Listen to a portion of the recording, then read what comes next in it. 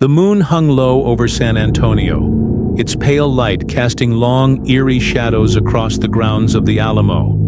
The historic mission, revered for its role in Texas history, stood silent. Yet, there was something unsettling about that silence, as if the walls themselves were holding their breath.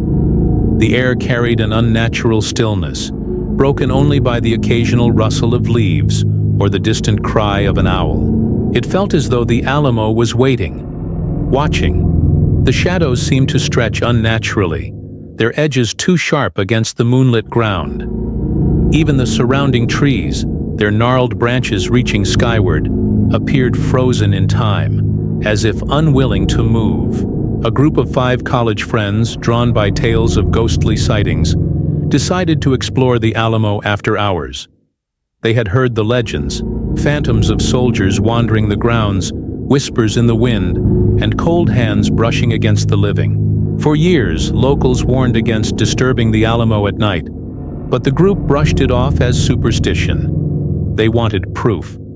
Their curiosity overrode their caution, and they saw this as an adventure to capture something extraordinary. Jake, the self-appointed leader, had always been skeptical of ghost stories, but even he felt a slight unease as they approached the historic site.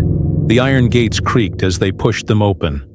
The group stepped inside, their footsteps echoing unnaturally in the stillness. The air was heavy, and a faint metallic scent lingered like rusted iron or dried blood. Jake, the leader, filmed their journey, narrating their exploration as they moved deeper into the courtyard. He spoke confidently, but his hands trembled slightly as he gripped the camera.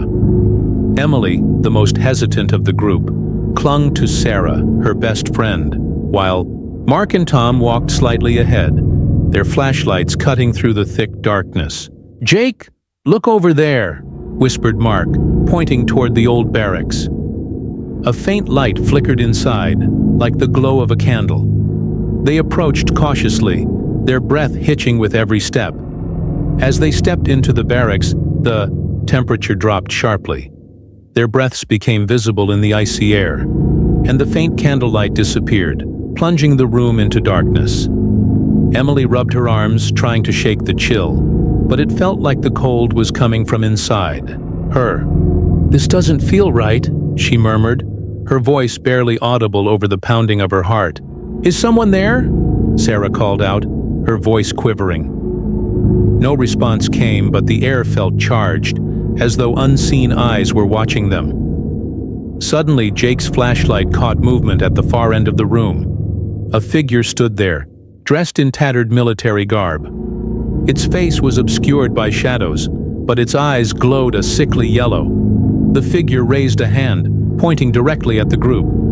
Emily screamed, and the door slammed shut behind them with a deafening bang. The sound reverberated, making their ears ring.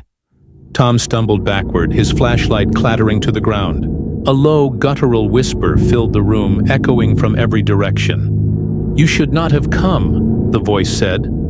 The walls seemed to close in, the shadows growing thicker. The bunks began to shake violently, as if unseen hands were trying to rip them apart. The group huddled together, terror etched on their faces. Sarah clutched Jake's arm, her nails digging into his skin. "We have to get out of here," she pleaded, her voice barely above a whisper. The air grew colder still, and the metallic scent became overpowering, like the aftermath of a battlefield.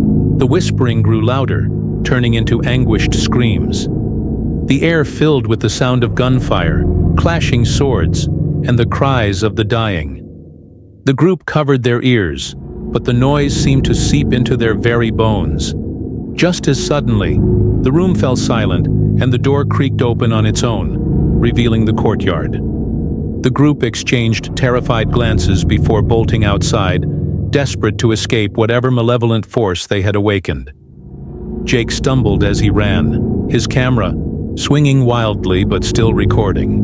But the courtyard was no longer empty. Dozens of spectral figures stood before them, soldiers from both sides of the historic battle. Their faces were pale and gaunt, their eyes hollow. They moved with a ghostly grace, their translucent forms flickering like dying embers. One ghostly soldier stepped forward, his chest marked by a gaping wound. "Leave this place," he said in a voice that seemed to echo from another time. "This ground is sacred. You do not belong here." The figure's eyes glowed faintly, and their forms shimmered like heat waves. The group froze, paralyzed by fear. Mark tried to speak, but his voice caught in his throat. The soldier's hollow eyes bore into them, and a deep sense of shame and dread washed over the intruders. Without hesitation, they turned and ran toward the gate, their hearts pounding. As they crossed the threshold, the air grew warm again, and the oppressive weight lifted. The spectral figures watched them leave, their forms fading into the night. Emily glanced back just once, and her blood ran cold as she saw one figure still standing, watching them intently. Later that night, as they sat in their hotel room, shaken and silent, Jake reviewed the footage on his phone. To their horror, the video showed more than they remembered. Shadowy figures moved behind them in the courtyard, unseen at the time. The ghostly soldier's warning was captured clearly, his hollow eyes staring directly into the camera. Emily swore she could still hear the whispers, faint but persistent, as if they had followed her back. Sarah noticed a faint handprint on her arm, cold to the touch, where she had felt something brush against her in the barracks. The group vowed never to speak of that night again. But they couldn't shake the feeling that they had been marked, that the spirits of the Alamo would never truly let them go. Over the following weeks, strange occurrences plagued them.